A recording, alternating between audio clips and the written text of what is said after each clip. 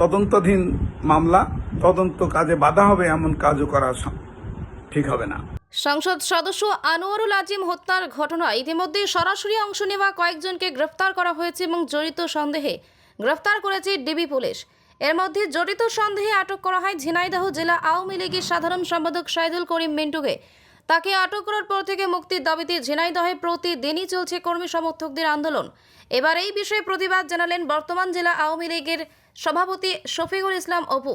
জানা যায়, সম্প্রতি কে বা কাহারা জেলা আওয়ামী লীগের নাম ব্যবহার করে সাইদুল করিম মিন্টুর বিরুদ্ধে মিথ্যা মামলা প্রত্যাহার করে মুক্তির দাবিতে সোশ্যাল মিডিয়ায় একটি পোস্টার প্রচার করে।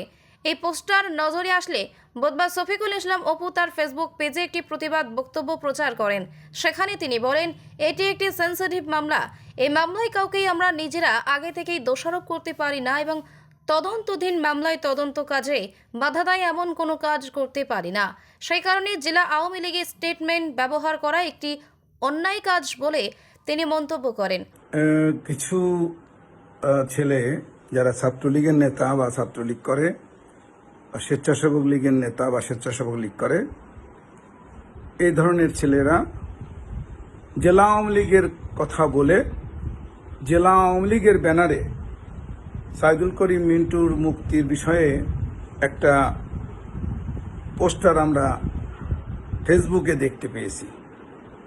কিন্তু এখানে মনে রাখতে হবে যে আনার হত্যা মামলা অত্যন্ত সেন্সিটিভ একটি মামলা। এই মামলায় কাউকেই আমরা নিজেরা আগে থেকেই দোষারোপ করতে পারি না, যেমন তেমনি যেহেতু তদন্তাধীন মামলা, তদন্ত কাজে বাধা হবে এমন কাজও করা ঠিক হবে না।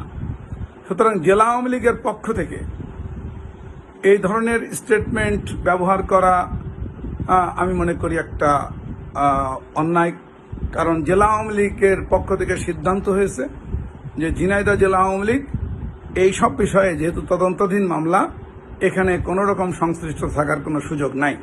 উল্লেখ্য যে ঝিনাইদহ 4 আসনের সংসদ সদস্য আনোয়ারুল আজিম আনার চিকিৎসার জন্য গত 12 মে কলকাতায় যান। সেখান থেকে 13 মে থেকে নিখোঁজ ছিলেন।